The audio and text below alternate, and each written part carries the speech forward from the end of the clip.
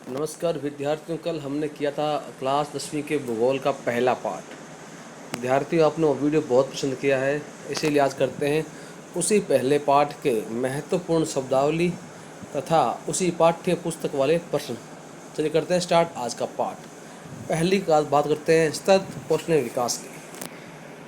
इस तरीके से विकास किया जाए जिससे पर्यावरण को नुकसान ना पहुँचे और वर्तमान में किए जा रहे विकास के द्वारा आने वाली पीढ़ियों की जो ज़रूरतें हैं उनमें कोई बाधा ना बढ़े, अर्थात ऐसा विकास करें जिसमें वर्तमान की ज़रूरतों की पूरी होने के साथ साथ भविष्य की आवश्यकताओं को भी पूरा किया जा सके। उसे बोलते हैं सतत पोषणीय विकास। संसाधन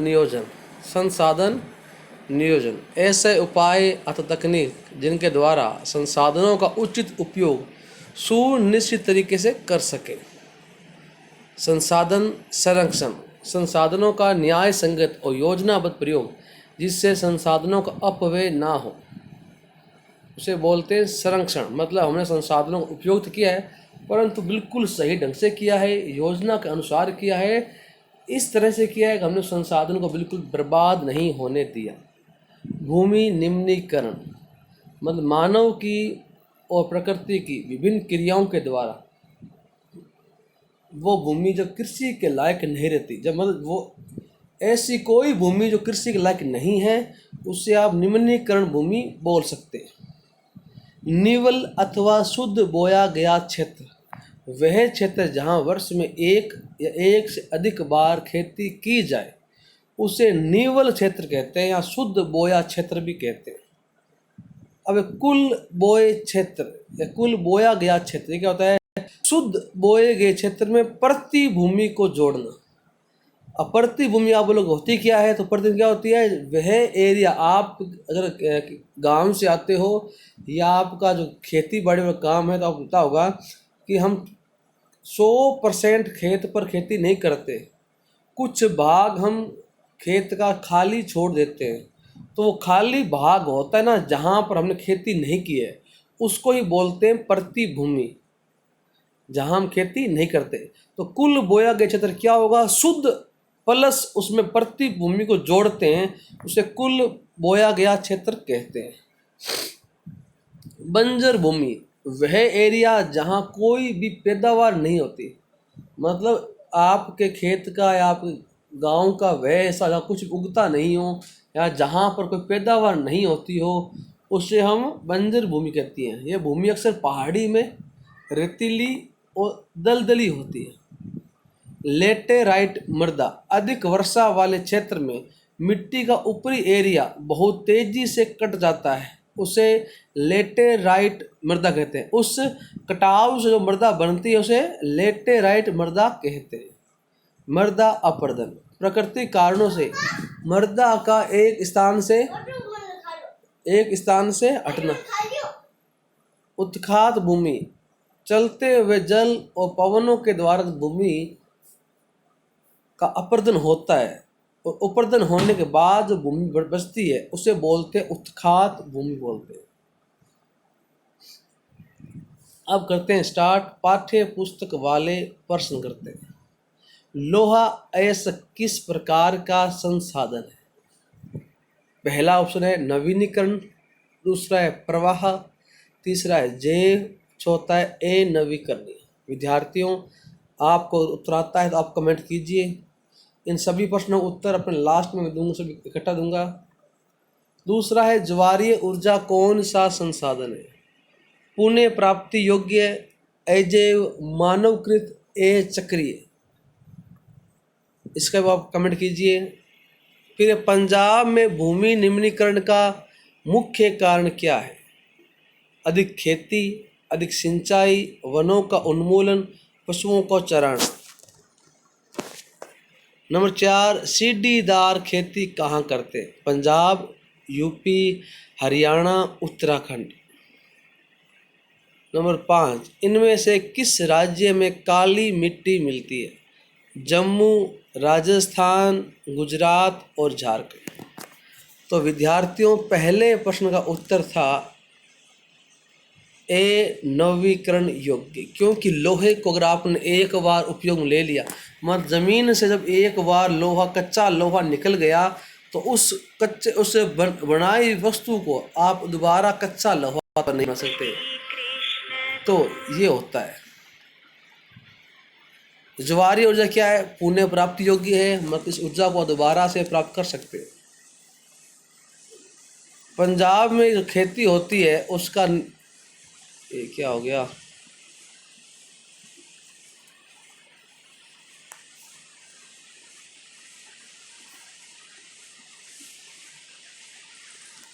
पंजाब में खेती, उस कारण क्या है? अधिक सिंचाई।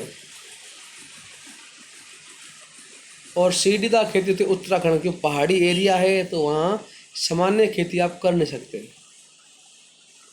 और काली मिट्टी मिलती है वो झारखंड में मिलती है। निम्नलिखित प्रश्नों के उत्तर दीजिए लगभग 30 शब्दों में। पहला प्रश्न है, इन 3 राज्यों के नाम बताइए जहाँ काली मिट्टी मिलती है, उस पर मुख्य रूप से कौन सी फसल उगाई जाती है।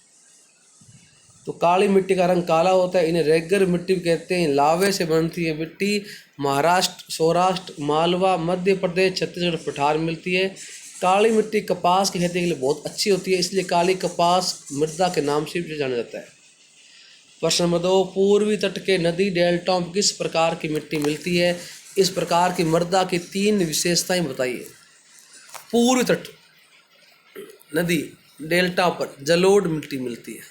ये मिट्टी की प्रमुख विशेषता निम्न प्रकार से। पहला, ये मिट्टी हिमालय की 3 मुख्य नदियाँ सिंधु, गंगा, ब्रह्मपुत्र नदियों द्वारा लाए गए निक्षेप से बनी है, मतलब नदियों से जो कंकड़ पत्थर आते हैं उनसे मिट्टी बनी है। इस मिट्टी में रेत, सिल्ट और मृतिका के विभिन्न अनुपात होते हैं। जिस तरह हम नदी के मुहानों से घाटी में ऊपर को जाते हैं, मिट्टी के कणों का आकार भी बढ़ता हुआ जाता है। ये मिट्टी उपजाऊ होती है। अधिकतर जलोढ़ मिट्टी उपजाऊ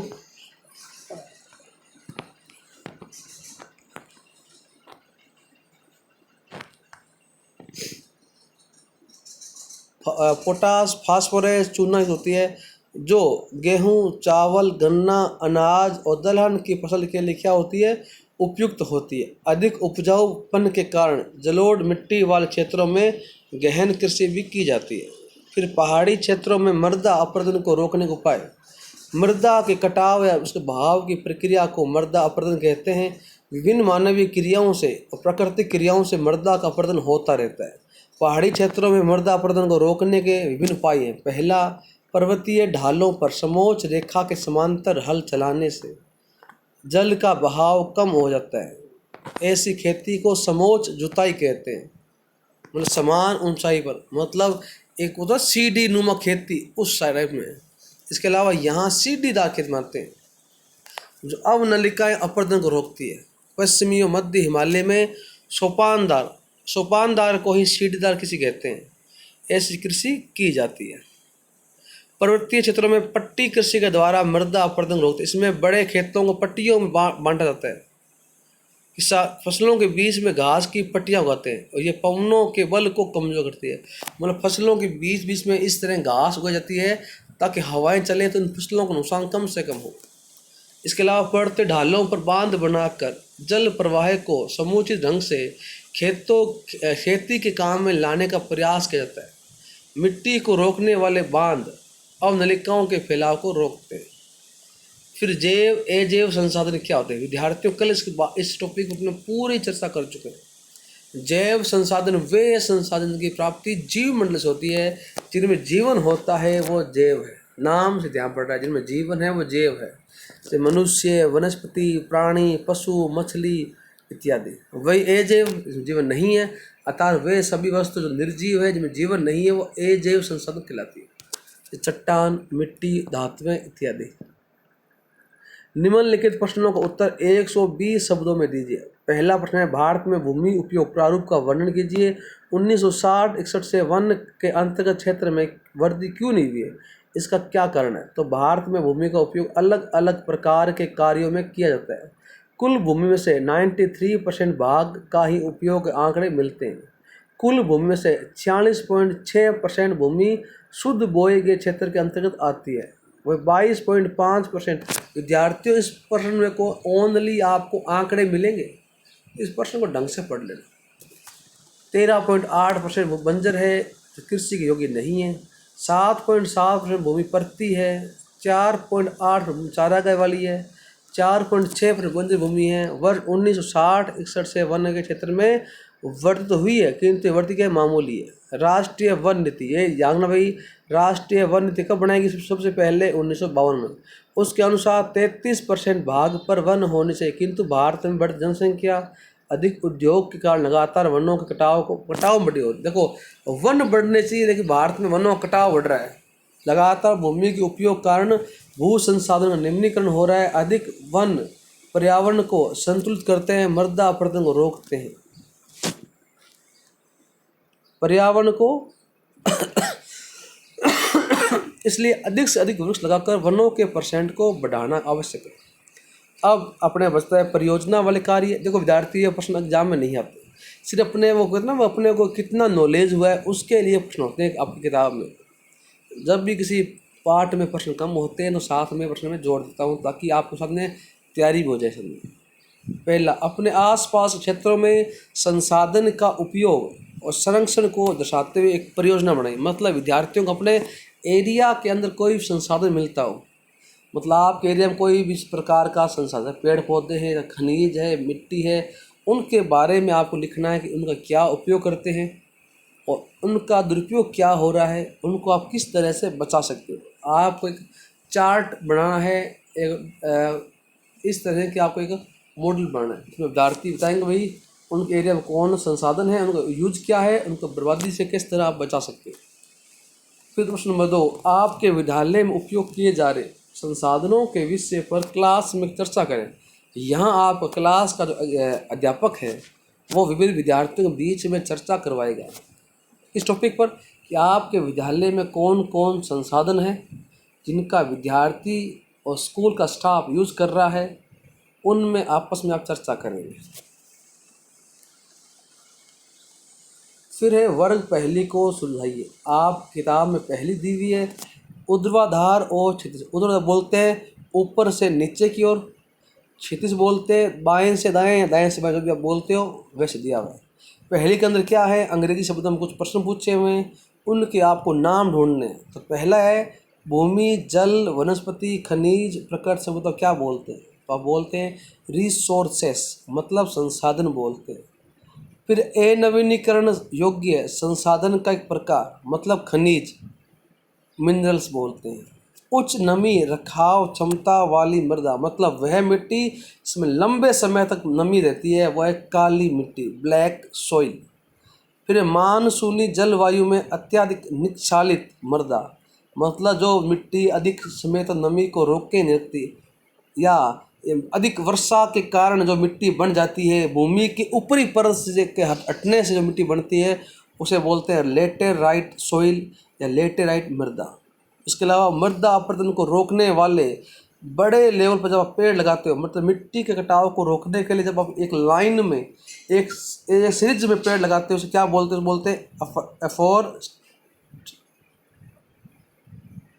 एफोरेस्टेशन।